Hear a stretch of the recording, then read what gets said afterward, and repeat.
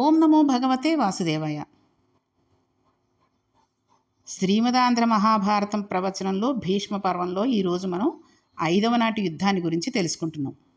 5వ రోజు యుద్ధం ప్రారంభమైంది. భీష్ముడు మకర వ్యూహాన్ని, పాండవులు స్నేన వ్యూహాన్ని పన్నారు. ఇద్దరూ సంకుల సమరాన్ని ప్రారంభం చేశారు. అర్జునుడు కౌరవ సైన్యాన్ని మట్టుపెడుతున్నాడు. తాతగారినైనా గురువుగారినైనా పెద్దలు అనకూడని మాటలు అని వారిని తక్కువ చేసి నిందించి అవమానించి అంటే అవి కట్టు కుడుపుతాయి తప్పితే వృద్ధిలోకి రావడానికి కారణం కావు కదండి. దుర్యోధనుడు ద్రోణాచార్యుల వద్దకు వెళ్ళి, మీరు భీష్మాచార్యుల వారు కలిసి ఉపేక్షతో యుద్ధం చేస్తున్నారు. మీరు తలుచుకుంటే దేవతలు కూడా యుద్ధంలో మీ ఇద్దరిలో ఎవరినీ గెలవలేరు. మీరు చూస్తూ ఊరుకున్నారు కాబట్టి అర్జునుడు అలా విజృంభించగలుగుతున్నాడు. నిజంగా మీరు యుద్ధం నిర్వహిస్తే పాండవులకు సాధ్యమా గెలవడం? మన సైన్యాన్ని నిగ్రహించగలరా? మీరు తగిన రీతిలో యుద్ధం చేయడం లేదు అన్నాడు. అలా గర్వంతో మదించి మాట్లాడుతున్న దుర్యోధనుడితోటి ద్రోణుడు అన్నాడు, దుర్యోధన, నన్ను భీష్ముని యుద్ధం చేయలేదంటావేంటి? ఇంతకు పూర్వం ఎప్పుడైనా పాండవులతో యుద్ధం చేసి గెలిచిన వాళ్ళు ఎవరైనా ఉన్నారా? ఉండరు. ఎందువల్లంటే వాళ్ళు సామాన్యులు కారు. వారి అస్త్రబలం అటువంటిది. వాళ్ళని సామాన్య మనుషులుగా లెక్క కట్టవద్దని ఎప్పుడో చెప్పాను. వారిని జయించగలమని మేము ఏనాడూ భావన చేయలేదు. భీష్ముడు అర్జునుడికి నాకన్నా బాణాలు ఎక్కువ తెలుసునని, నాకు మీరు ఎంతో పాండవులు అంతే, నేను వారి జోలికి వెళ్ళనని, చంపలేనని ఎప్పుడో చెప్పాడు. అర్జునుడు అంటే ద్రోణుడికి ప్రీతి, ఏమీ చేయలేడని నా గురించి కూడా ఎప్పుడో చెప్పాడు. ఇవన్నీ ముందే తెలిసి ఉండి నువ్వు యుద్ధానికి వచ్చావు. ముందే తెలిసి ఉన్నప్పుడు చేతులు కాలేక ఆకులు పట్టుకున్నట్టుగా కాకుండా ముందే సంధి చేసుకోవాలి. అరవీర భయంకరుడు ఎవరి చేత నిగ్రహింపబడని వాళ్లను గెలవగలమని మమ్మల్ని అడిగితే మాకు మాత్రం ఎలా సాధ్యమవుతుంది? సముద్రంలో ఒక సొరకాయ బుర్రను వేస్తే అది గ్రహించగలిగిన నీటినే గ్రహిస్తుంది తప్పితే సముద్రంలో ఉన్న నీటిని మొత్తం గ్రహించలేదు కదా. మేము కూడా ఎంత యుద్ధం చేయగలమో అంతే చేస్తాం. దుస్సాధ్యములైన విషయాలను గురించి మాట్లాడుకు అని కఠినంగా మాట్లాడేసి పంపించేశాడు. ద్రోణాచార్యుల వారు విజృంభించి యుద్ధం చేశారు. అయితే ఆ రోజు యుద్ధంలో ఇద్దరి పక్షాన కూడా చాలామంది శత్రువులు, చాలామంది ప్రజలు, సైనికులు తుదముట్టబడిపోయారు. కాబట్టి ఆ రోజు యుద్ధం అలా అయిపోయింది. ఎందుకంటే ఇక్కడ మీకు గబగబా చెప్పేయడం ఎందుకు అవుతుంటే యుద్ధం అంతే కదండి, ఒకళ్ళనొకళ్ళు కొట్టుకోవడం వరకే పెడుతోంది. ఇంకా ముఖ్యమైన వాళ్ళ దగ్గర దాకా రాలేదు. అంటే ముఖ్యమైన వాళ్ళు యుద్ధంలో చనిపోవడం కానీ, యుద్ధంలో ఓడిపోవడం కానీ జరగడం అనేది ఇంకా జరగట్లేదు. కాబట్టి ఒకళ్ళనొకళ్ళు సైనికులనే చంపుకుంటున్నారు. కాబట్టి ఈ యుద్ధం గబగబా అయిపోతున్నట్టుగా అనిపిస్తోంది. అందులోనూ ముఖ్యంగా ఇది భీష్మ పర్వం కాబట్టి భీష్ముడు చేసినటువంటి యుద్ధాల రోజులనే మనం ఎక్కువ ఇక్కడ చెప్పుకోవడం జరుగుతూ ఉంటుంది. కాబట్టి భీష్ముడు 5వ రోజు యుద్ధం కూడా జరిగిపోయింది. ఇక 6వ రోజు యుద్ధం ప్రారంభమైంది. భీష్ముడు ఎప్పటిలాగానే భయంకరమైన యుద్ధం చేస్తున్నాడు. ఆ సమయంలో భీముడి చేతిలో దుర్యోధనుడు సృహ తప్పి పడిపోయాడు. దుర్యోధనునికి ఆపద సంభవిస్తుందేమో అన్న భయంతో కృపాచార్యుల వారు రథంలో పడుకోబెట్టుకుని యుద్ధభూమి నుంచి దూరంగా తీసుకెళ్ళిపోయాడు. ఆ రోజు చేయగలిగినంత యుద్ధం భీష్మ ద్రోణులు చేశారు. ఎవరు ఎంత చేసినా అవతల పక్షంలోనే విజయ సూచనలు కనబడుతున్నాయి. అంటే పాండవుల వెంపే విజయ సూచనలు కనబడుతున్నాయి. అది సహజంగా దుర్యోధనుడికి చాలా బాధగా ఉంటుంది. భీష్మాచార్యుల వారు దగ్గరలోనే ఉండగా భీముడి చేతిలో దెబ్బతిని పడిపోయాడన్న అక్కసుతో బాధ ఎక్కువై ఆ రోజు రాత్రి భీష్ముడి దగ్గరికి వెళ్ళి, తాతగారు, అవతల వారి సమర్థత దృష్టిలో పెట్టుకుని మనం ఎన్నో గొప్ప వ్యూహాలు రచిస్తున్నాం. మన వైపు తక్కువ వాళ్ళు లేరు. పై చేయి సాధిద్దామని యుద్ధానికి వెళ్ళినా అదేం విచిత్రమో మన సైన్యాన్ని, వ్యూహాన్ని పాండవ సేన భేదిస్తోంది. పాండవులపై చేయి పెద్దదిగా ఉంటుంది. అంటే వాళ్ళే నెగ్గిస్తున్నారు. పై చేయి నీదే అంటూ ఉంటారు చూసారా, ఆ రకంగా పాండవులదే పై చేయి అవుతుంది. విశేషించి ఇవాళ నువ్వు చూస్తుండగా భీముని చేతిలో పడిపోయాను అన్నాడు. భీష్ముడు నేను పాండవులను చేతికి చిక్కినా చంపనని స్పష్టంగా చెప్పిన తర్వాత సర్వ సైన్యాధ్యక్ష పదవి ఇచ్చాడు. చెప్పవలసిన మాటలు ముందు చెప్పినా ఇప్పుడు ఆయన చూస్తుండగా భీముడు తనను పడగొట్టినా ఏమీ చేయలేదే అనేటటువంటి భావన దుర్యోధనుడికి ఉండిపోయింది. ఇటువంటి పరిస్థితులు ఏర్పడతాయనేది యుద్ధానికి వచ్చే ముందు ఎంతమంది చెప్పినా ఆయన వినలేదు. నేను ఎవరి మాట వినను అనడం ఎంత ప్రమాదకరమో మనకి ఇప్పుడు తెలుసుకున్నట్టుగా అవుతుంది కదండి. కొంతమంది ఉంటుంటారు, నేను ఏదనుకుంటే అదేనండి, నేను ఎవ్వరి మాట విన్ను, నాకు తోచినట్టుగానే నేనే చేస్తూ ఉంటాను అంటాడు. ఇలా దుర్యోధనుల ఆపదలో పడిపోయిన తర్వాత విర్రమోహం వేసుకుని అందరి మీద నేరాలు చెబుతూ ఉంటారనమాట. కాబట్టి వైరిపక్షం ఎందుకు ఆధిక్యత వహిస్తుందో ముందు రోజే భీష్ముడు కృష్ణార్జునులు నరనారాయణులు నా మాట విని సంధి చేసుకో అని చెప్పేశాడు దుర్యోధనుడితోటి. ఏమీ మాట్లాడకుండా మౌనం వహించి వెళ్ళిపోయాడు దుర్యోధనుడు. ఒక మాట చెబితే వినే లక్షణం లేనివాడు, ఎవరు ఎన్ని చెప్పినా అవతల వైపు పరమాత్మ ఉన్నారన్న లెక్క లేకపోతే విజయం కావాలంటే ఎలా వస్తుందండి? రాదు. దుర్యోధనుడు ఇంకా అన్నాడు, తాత నువ్వు ఉన్నావన్న ఉద్దేశంతో నేను యుద్ధానికి వచ్చాను. పాండవుల మీద గెలవాలనే నా ప్రయత్నం, పరాక్రమవంతుడువైన నువ్వు గెలిపిస్తావన్న నా ధైర్యం, నా నమ్మకం తప్పిపోతోంది. నువ్వు కావాలని ఉపేక్షిస్తున్నట్లుగా కనిపిస్తోంది. యుద్ధరంగంలో పాండవులు ఇంత బలవంతులు అవడానికి కారణం ఏమిటి అంటే భీష్ముడు నవ్వి దుర్యోధనుడితోటి, ఎన్ని మార్లు చెబితే నీకు అర్థమవుతుందయ్యా దుర్యోధన, మనసులోకి తీసుకుందామన్న ఆర్ధత నీకు ఉంటే మాట అర్థమవుతుంది. నీకు విందామన్న తాపత్రయం లేదు. మమ్మల్ని అడ్డుపెట్టి గెలిచి రాజ్యం ఏలుదామని అనుకుంటున్నావు. ధర్మం ఒకటి ఉంటుంది, అది అవతల వైపు ఉన్నప్పుడు యువతల ఎంత సంఖ్య ఉంది, ఎవరు ఉన్నారు అన్న దాంతో సంబంధం ఉండదు. చెప్పినా నీకు అర్థం కాదు కదా, అందుకని ప్రతి రాత్రి ఇలా వచ్చి అడుగుతూ ఉంటావు. అస్తమానం నన్ను ఇన్ని మాటలు అనడం ఎందుకు? యుద్ధంలో నేను ఎప్పుడైనా ఒళ్ళు దాచుకున్నానా? నా పరాక్రమాన్ని తగ్గించుకుని చేయవలసిన చోట చేయకుండా ఉన్న సందర్భం ఉందా? పాండవులను చంపను అని ముందే చెప్పాను. అయినా అర్జునుడు సైన్యాన్ని తుత్తునీయులు చేస్తున్నప్పుడు సైన్యాన్ని రక్షిస్తున్నాను, మిగిలిన వాళ్ళను సంహరిస్తున్నాను. మహావీరుల గుంపులు వస్తే మాత్రం నా ఎదుట నిలబడలేక చెల్లా చెదురైపోతున్నారు. ఇచ్చిన మాట నిలబెట్టుకుంటున్నాను. అంత గొప్ప యుద్ధం చేస్తున్నాను. ఇంకా ప్రతిరోజు వచ్చి నువ్వు దేవతలను 3 లోకాలలోనూ చంపగలను, పాండవులు ఇంకా ఎందుకు బతికి ఉన్నారు అంటే ఈ ప్రశ్నలకు జవాబు ఎన్నో మాటలు చెప్పాను కదయ్యా. చేయకూడని చేస్తే నువ్వు అడగాలి. ఉన్నన్నాళ్ళు నువ్వు అడగక తప్పదు, నేను చెప్పక తప్పదు. నా కర్తవ్యతానిష్ట నాది. ఆ మాట అంత పెద్ద ఆయన చేత అనిపించడానికి దుర్యోధనుడు నిజంగా సిగ్గుపడాలి, బాధపడాలి కదండి. కానీ దుర్యోధనుడికి అటువంటి మనస్సు కలవాడు కాదు కదండి. ఎన్ని మాటలు అనండి, ఎవరెన్ని మాటలు అనండి, ఎంతలా చెప్పనీయండి, తప్పు అవతల వాళ్ళదే అంటాడు కానీ తన తప్పు ఏమీ లేదంటూ ఉంటాడు. కాబట్టి భీష్ముడు అన్నాడు, నీకు పాండవులను జయించడం తేలిక కాదని అనేక మాటలు చెప్పాను. అయినప్పటికీ ఒళ్ళు దాచుకోకుండా నేను పడగలిగిన కష్టాన్ని పడుతున్నాను. జయించలేమని తెలిసి జయించాలన్న కృతనిశ్చయంతో యుద్ధం చేస్తున్నాను. నేను ఏదో ఉపేక్షిస్తున్నాను అనుకోవద్దు, దుఃఖపడవద్దు. అలాగే యుద్ధం చేస్తాను, వెళ్ళి నిద్రపో అన్నాడు.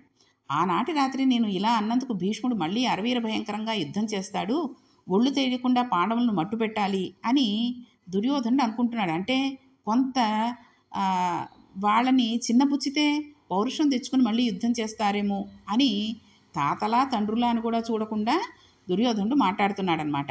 అది కూడా స్వార్థం కోసమే, తనకు రాజ్యం వచ్చేయాలనుకున్నాడు. ఇటువంటి మూర్ఖపు ఆలోచనలు ఉంటే చాలామంది కూడా బాధపడిపోతూ ఉంటారు. అటువంటి ఆలోచనలు రాకుండా మనిషి తనను తాను నిగ్రహించుకోవాలి, పెద్దల పట్ల గౌరవంతో ఉండాలి. అందుకొరకు మహాభారతాన్ని చదువుకోవాలి, వినాలి. కాబట్టి మహాభారతం మనం ఊరికే ఏదో ఒక కథలాగా వినేసినా, కథలా చదివేసుకున్నా అది చదివినందువల్ల అర్థం ఉండదు. దానిలోని విషయాలని మనం మనస్సులోకి ఎక్కించుకుని అటువంటి విషయాలు మనం ఇప్పుడు దుర్యోధనుడు పెద్దల్ని అవమానపరిచాడు కాబట్టి వాడి గతి ఏమైంది అన్నది తెలుసుకున్నాం. కాబట్టి ఇంకెప్పుడూ మనం పొరపాటున కూడా పెద్దవాళ్ళని, అసలు ఎవరిని, పెద్దవాళ్ళనే కాదు చిన్నవాళ్ళని అవనండి, సమ ఉజ్జీవులను అవనండి, భార్యను అవనండి, భర్తను అవనండి, ఎవరిని కూడా చిన్నబుచ్చకూడదు. ఎవరితోటి ఎలా మాట్లాడాలో అలా నెమ్మదిగానే మాట్లాడాలి. వాళ్ళు రెచ్చిపోయి అవతల వాళ్ళు మాట్లాడేస్తే అక్కడి నుంచి వెళ్ళిపోవాలి అంతే.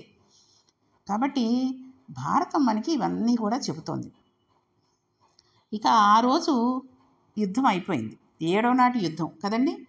6వ రోజు సుఖంగా నిద్రపోయి మరునాడు ప్రాతకాలంలో లేచి కాలకృత్యాలు తీర్చుకుని యుద్ధానికి సన్నద్ధుడై కవచం ధరించి బయలుదేరాడు దుర్యోధనుడు. కౌరవ సైన్యానికి సర్వసైన్యాధ్యక్షుడైన భీష్మాచార్యులు మండల వ్యూహాన్ని ఏర్పాటు చేశాడు. అర్జునుడు ఐంద్రాస్త్రం ప్రయోగించాడు. ఆ కారణం చేత వైరి సైన్యం చెల్లా చెదిరైపోయింది. వైరి సైన్యము అంటే శత్రు సైన్యం. 2 సైన్యాల మధ్య సంకుల సమరం ప్రారంభమైంది. ధర్మరాజు దృష్టద్యుమ్నుని చేత వజ్రవ్యూహాన్ని ఏర్పాటు చేయించాడు. విరాటరాజు ద్రోణుడితోటి యుద్ధానికి వెళ్ళాడు. ఇద్దరి మధ్య కూడా గొప్ప యుద్ధం అయిపోయింది.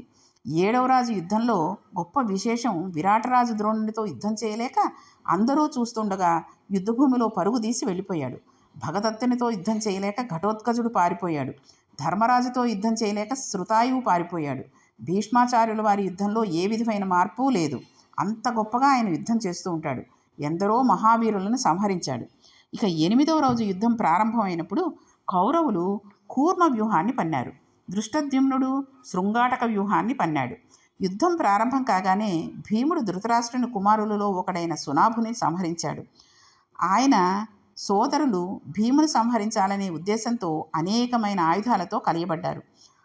ఆదిత్యకేతుడు, అపరాజితుడు, బహ్వాసి, పండితుడు, కుండధారుడు, విశాలాక్షుడు, మహాధరుడనే సునాధుని సోదరులను మట్టుపెట్టాడు. యుద్ధ ప్రారంభంలోనే 7 సోదరులు మరణించారన్న వార్త విన్న దుర్యోధనుడు చాలా ఆగ్రహాన్ని చెందాడు. ఈ విధంగా యుద్ధం జరిగితే తమ వైపు ఉన్న బలం క్షీణించిపోతుందని కౌరవ పక్షంలో అందరూ చాలా దిగులు చెందారు. భీముడు ఆ రోజు సభలో చేసిన ప్రతిజ్ఞలన్నీ ఇవాళ నెరవేర్చుకునేటట్టుగా ఉన్నాడు. కౌరవులలో ఎవరినీ బ్రతకనిచ్చేటట్టుగా లేడు అన్నంతగా భీముడు విజృంభించాడు. యథాప్రకారం దుర్యోధనుడు మళ్ళీ భీష్ముడి దగ్గరికి వెళ్ళాడు. ఎప్పుడు మాట్లాడినా ఆయన మనసుని బాణాలతో చీల్చినట్లుగా మాట్లాడుతూనే ఉంటాడు కదండి దుర్యోధనుడు. ఇంకా వక్రబుద్ధి పోదు అతడికి. ఆయన అన్నాడు, ఓ భీష్మ, వాయుపుత్రుడైన భీమసేనుడు భయంకరమైన యుద్ధం చేసి నా 7 సోదరుల్ని నువ్వు చూస్తుండగానే చంపేశాడు. నీలో రోషం కనబడటం లేదు. నేను ఎటువైపు యుద్ధం చేస్తున్నానో అటువైపు రాజనే దుర్యోధనుడి సోదరులు కళ్ళ ముందు మరణించారన్న శోకం నీ ఎందుకు కనబడటం లేదు. నేను ఎందుకు వీళ్ళకు సహాయం చేయాలని నిచ్చులుండిపోయావో, మిగిలిన వారు కూడా చచ్చిపోయిన తర్వాత చూడవచ్చని ఊరుకున్నావో, నీ స్థితి నాకు అర్థం కావడం లేదని విమర్శిస్తూ మాట్లాడాడు. ఆ పలుకులు భీష్ముని చెవులకి బాణపెమ్ములుకులు గుచ్చుకున్నంత బాధను కలిగించాయి. అప్పటికీ అన్నాడు, ఓ దుర్యోధన, పాండవులు అరవీర భయంకరులని, ఇలా జరుగుతుందని, వాళ్ళని యుద్ధంలో గెలవడం సాధ్యం కాదని, చివరకు నువ్వు సమూలంగా అందరినీ పోగొట్టుకుంటావని, ఇబ్బందుల పాలవుతావని నేను, గురువైన ద్రోణుడు, నీతికోవిదుడైన విదురుడు ఎంతమంది చెప్పినా అప్పుడు చెప్పిన మాట వినలేదు. ఇప్పుడు మాత్రం నువ్వు మాకు అలా చెప్పడం వలన ఏమిటి ప్రయోజనం? విశేషమైన పరాక్రమవంతులైన పాండవులు సామాన్యులు కారు. వాళ్లకు ఎదురుపడి వారిని చంపడం అంత తేలికైన విషయం అనుకుంటున్నావా? వారితో యుద్ధం సాక్షాత్తుగా ఈశ్వరుడికి కూడా చాలా కష్టమైనది. భీముడు విశేషమైన రోషంతో కోపంతో ఉన్నాడు. అప్పుడు నీ సోదరుల్లో ఎవరైనా ఎదురుపడితే ఆయనలో ఒక్కసారిగా కోపము, పరాక్రమము, శౌర్యము, పాత జ్ఞాపకాలు విజృంభించి మట్టు పెట్టాలని భీముడు నిర్ణయం తీసుకుని యుద్ధం చేస్తే నిగ్రహించడం ఎవరికీ సాధ్యం కాదు. ఆ సమయంలో భీమ పరాక్రమం అలా ఉంటుంది. ఎంతటి సూర్యుడైనా సరే ఆపలేడు. ఈ దుస్థితిని ఏర్పడుతుందని నీకు తెలిసిందే కదా. ఎవరి మాట లక్ష్య పెట్టకుండా యుద్ధానికి వచ్చావు. ఒకసారి భీముడు యుద్ధానికి వచ్చిన తర్వాత సామాన్యంగా ఉండదని ఎందరో చెప్పారు. ఈ దుస్థితి ఏర్పడుతుందని ముందర తెలిసిందే కదా. ఇప్పుడు జరిగిన తర్వాత శోకించవలసిన అవసరం, ఏడవలసిన పని ఏముంది? శోకించకు. ఓ దుర్యోధన, నువ్వు చేసే యుద్ధంలో ఒక విషయాన్ని బాగా జ్ఞాపకం పెట్టుకో. వీరస్వర్గం అలంకరించడం కోసం మనం అందరం యుద్ధం చేస్తున్నాము అనేటటువంటి విషయాన్ని స్ఫురణలో ఉంచుకో. అంతే తప్ప అంతకన్నా ఏదో ఇతర ప్రయోజనం జరుగుతుందని నువ్వు కోరుకోవద్దు. ఈ యుద్ధంలో జయం పొంది భూమిని పరిపాలిస్తాను అనేటటువంటి ఆశ నువ్వు పెట్టుకోవద్దు. అది సాధ్యమైన విషయం కాదు. నాకు ఓపిక ఉన్నంత వరకు ఒళ్ళు దాచుకోకుండా యుద్ధం చేస్తాను. ఒకవేళ విజయం లభిస్తే మనకు ఆ విజయం వద్దు, వీరస్వర్గమే కావాలని చెప్పి విజయాన్ని కాలదనుకోము. అనుకోకుండా విజయం తటస్థిస్తే స్వీకరించడానికి మనము ఎప్పుడూ సిద్ధంగా ఉంటామని చెబితే మనస్సులో చికాకు ఉన్నా నిష్ఠుర సత్యం కాబట్టి దుర్యోధనుడు అంగీకరించి వెళ్ళిపోయాడు. అంతే కదండి. విజయం లభిస్తే వద్దు, నాకు వీరస్వర్గమే కావాలని ఎవడూ కోరుకోడు. కాబట్టి విజయం కనుక వస్తే రాజ్యాన్ని స్వీకరించడానికి ఎప్పుడూ సిద్ధంగానే ఉంటాం అని ఒక చిన్న మాట కూడా చెప్పాడు. ఎందుకంటే దుర్యోధనుడిని తన దగ్గర నుంచి తొందరగా పంపించేయాలి, ఎప్పుడూ ఇలా మాటలతో బాధ పెట్టేస్తున్నాడు అనేటటువంటి విషయం భీష్ముడిని బాధ పెట్టేస్తోంది. పెద్దల బాధ, పెద్దల ఉసురు ఎలా తగులుతాయి అన్నది మనకి మహాభారతంలో తెలుస్తోంది కదండి.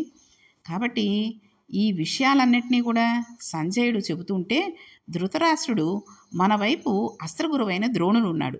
దేవతలు కూడా గెలవడానికి సాధ్యం కాని భీష్మాచార్యుడు ఉండగా నా కుమారులు చనిపోవడం ఏమిటి? భవిష్యత్తులో ఇటువంటిది జరుగుతుందని నేను, గాంధారి దుర్యోధనుడికి నచ్చచెప్పడానికి విశ్వప్రయత్నం చేసినా అతడు వినలేదు. దాని ఫలితాన్ని ఇప్పుడు అనుభవిస్తున్నాడు. ఎప్పుడెప్పుడు కౌరవులు విజృంభించారు, పాండవ పక్షానికి విశేషమైన నష్టం జరుగుతుందని విన్నప్పుడు ధృతరాష్ట్రునికి యుద్ధంలో గెలుస్తామేమో అని ఆశలు చిగురుస్తూ ఉండేవి. ఎప్పుడెప్పుడు పాండవులు విజృంభించి తన పక్షంలోని వాళ్ళు మరణించారన్న వార్త వస్తే మన వైపు ఇంతమంది వీరులు ఉండి కూడా ప్రాణ నష్టం జరగడం ఏమిటి అని ఆలోచన చేస్తాడు తప్పితే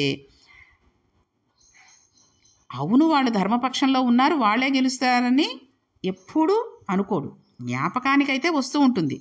ఇంతకుముందు ఋషులు శ్రీకృష్ణ పరమాత్మ ఎన్నో చెప్పారు, వినని వాళ్ళం మనం కదా అని కొంతసేపు వైరాగ్యాన్ని పొందుతాడు.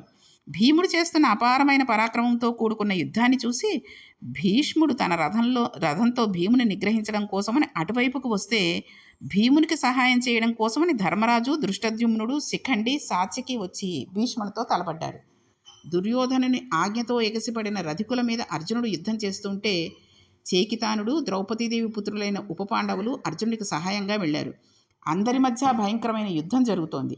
ఆ సమయంలో ద్రోణాచార్యుడు అనేక అస్త్రాలను ప్రయోగించి ద్రుపద మహారాజు పన్నిన వ్యూహాన్ని చిందరవందర చేసి సైన్యాన్ని చిన్నాభిన్నం చేశాడు. భీముడు బలమైన బాణాలను ప్రయోగించి కౌరవ సైన్యానికి సంబంధించిన గజబలం చాలా వరకు సంహరించాడు. అవన్నీ అవయవాలు తెగిపోయి నేల మీద పడిపోయి నెత్తురు ఓడిపోయి రక్తం ఏరువులుగా పారుతూ ఉంది. అర్జునుడు మహాపరాక్రమంతో కూడిన యుద్ధాన్ని చేస్తున్నాడు. ఎనిమిదవ రోజు జరుగుతున్నటువంటి యుద్ధం ఇంత భయంకరంగా కొనసాగుతోంది. ఇంకా ఈ యుద్ధంలో ఏ రకమైన విషయాలు జరిగాయి ఆ రోజు యుద్ధంలో అనేటటువంటి విషయాలన్నింటినీ కూడా మనం రేపటి పారాయణంలో తెలుసుకుందాం. అయితే ఇక్కడ ఈరోజు తెలుసుకున్న వాటిలో ముఖ్యంగా మనం పెద్దల్ని ఏ విధంగా మాట అనకూడదు, మనం చేసిన తప్పిదానికి మిగిలిన వాళ్ళు బాధపడుతూ ఉంటే ఆ నేరం మనది కాదు అవతల వాళ్ళదే అని చెప్పి ఎలాగా అవతల వాళ్ళని బాధ పెట్టాలి అనేటటువంటి విషయాలు దుర్యోధనుడు చేస్తున్నాడని తెలుసుకున్నాం. కాబట్టి ఇక ముందెప్పుడు మనం అటువంటి పరిస్థితులను రానివ్వకుండా, ఎవరిని బాధ పెట్టకుండా, మాట అనకుండా, పెద్దవాళ్ళని అగౌరవపరచకుండా చూసుకుంటూ ఈ యుద్ధం ఈ రకంగా జరుగుతూ ఉండగా కౌరవుల పక్షాన ఎవరెవరు పోయారు, పాండవులు ఏ రకంగా యుద్ధాన్ని కొనసాగించారు అనే విషయాలను మనం 8వ రోజు నాటి యుద్ధాన్ని ఇంకా కొనసాగిస్తూ ఉన్నారు. కాబట్టి ఆ రోజు జరిగినటువంటి విశేషాలని, భీష్ముడు 8వ రోజు యుద్ధంలో ఎటువంటి పాత్రను పోషించాడు అనే విషయాలని రేపటి పారాయణంలో తెలుసుకుందాం. ఓం నమో భగవతే వాసుదేవాయ.